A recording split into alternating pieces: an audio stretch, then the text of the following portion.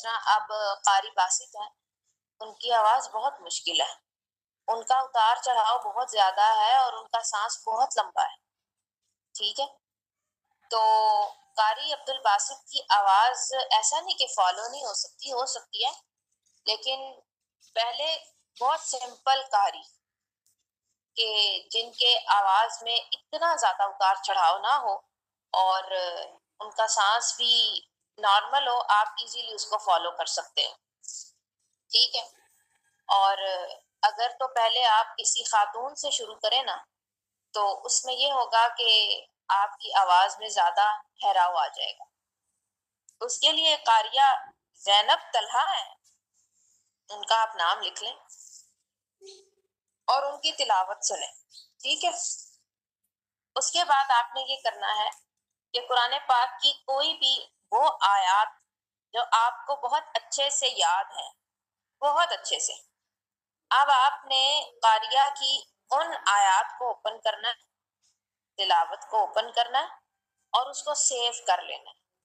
اور سیو کرنے کے بعد آپ نے روزانہ آدھا گھنٹہ، اگر تو مثال کے طور پہ آپ نے ان کی سورہ اخلاص لی یا سورہ البقرہ کی آخری آیات لے لی، کوئی بھی پارٹ آپ نے لیا، آپ نے اس کو سیو کیا اور سیو کرنے کے بعد آپ نے ہینڈ فریز لینے ہیں اور وہ لگا کے آپ پرسکون ہو کے لیٹ جائیں.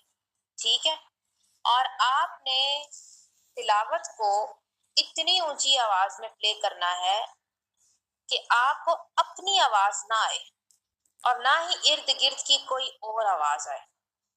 ٹھیک ہے، اس کے بعد آپ نے شروع میں قاریہ کے پیچھے بالکل بھی نہیں، آپ سب سے پہلے غور سے سنیں، صرف آنکھیں بند کریں اور اتنا غور سے سنیں کہ آپ کو یاد ہو جائے کہ اچھا آپ قاریہ یہاں پہ رکیں گی، اب یہاں پہ انہوں نے آواز کو اونچا کرنا ہے، اٹھانا ہے.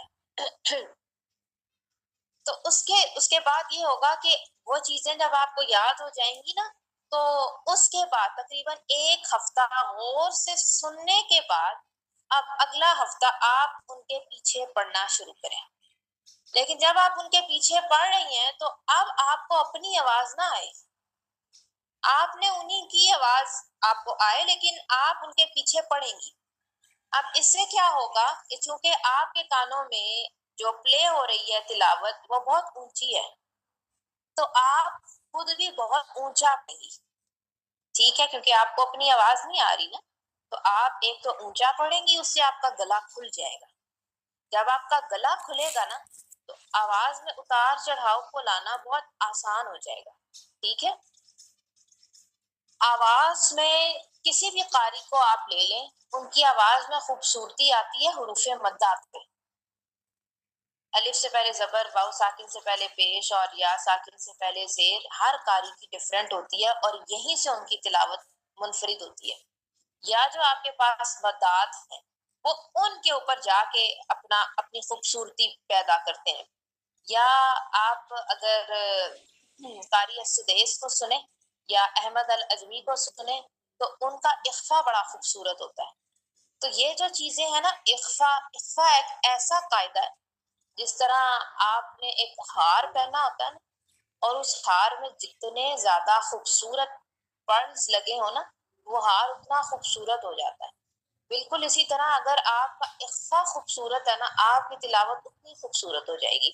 آپ کو پتا ہے کہ یہاں پہ مجھے اخفا کو موٹا ادا کرنا ہے، یہاں پہ مجھے باریک ادا کرنا ہے، تو باریک اخفا میں ویسے ہی بہت خوبصورتی آ جاتی ہے. ٹھیک ہے، اسی طرح بہت سارے قراء ہیں جب وہ نون مشدد کو پڑھتے ہیں تو ان کا نون مشدد سمپل نہیں ہوتا، نہ ہی ان کا میم مشدد سمپل ہوتا ہے، وہاں پہ وہ ایفیکٹ ڈالتے ہیں، وہاں پہ وہ تھوڑا سا منفرد کرتے ہیں. ٹھیک ہے، تو 3 سائن آپ کو میں بتا رہی ہوں جو میں نے خود رکھے تھے جب میں نے تلاوت کو سیکھا تھا. ایک سائن تھا اوپر کی طرف کا ایرو. ٹھیک ہے، جب بھی میں تلاوت سنتی تھی اور مجھے ذرا سا بھی فیل ہوتا تھا کہ آیت کے اتنے پورشن کو قاری نے اٹھایا ہے، اوپر کی طرف وہ لے کے گئے، تو میں اس پورے پورشن کے نیچے پینسل سے لائن لگا کے اور اوپر کا ایرو ڈال دیتی تھی. اور جب آواز کو اٹھایا جاتا ہے نا تو فوراً ہی اس کو یوں نہیں کیا جاتا کہ آپ پوری کی پوری آیت کو اونچی آواز سے پڑھیں. 3 ایفیکٹس ہیں جو ڈالے جاتے ہیں. پہلے آواز اٹھتی ہے، پھر وہ اسموتھ ہو جاتی ہے، اور پھر وہ دوبارہ سے اٹھائی جاتی ہے. ٹھیک ہے؟ تو جہاں پہ آپ کو لگ رہا ہے کہ قاری نے بالکل اسموتھ پڑھا ہے، کوئی ایفیکٹ انہوں نے بیچ میں نہیں ڈالا، تو بالکل ایک اسٹریٹ لائن لگا دیں کہ یہ بالکل اسموتھ کیا ہے.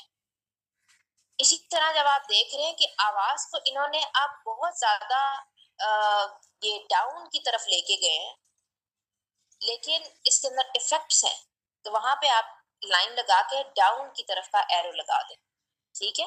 یہی آواز کا اتار چڑھاؤ آپ کی آواز میں خوبصورتی پیدا کرے گا.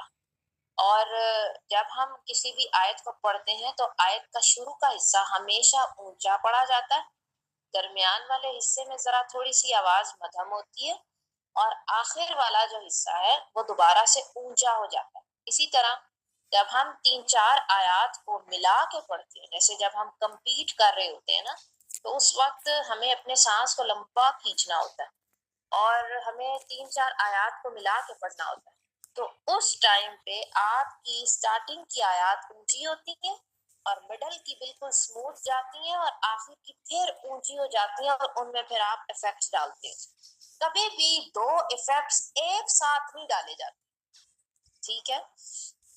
اگر آپ نے ایک مد کے اندر اپنا ایفیکٹ ڈالا ہے نا، تو دوسری مد آپ بالکل سموتھ لے کے جائیں گے. دونوں مد میں ایک ساتھ ایفیکٹ نہیں ڈالیں. ٹھیک ہے؟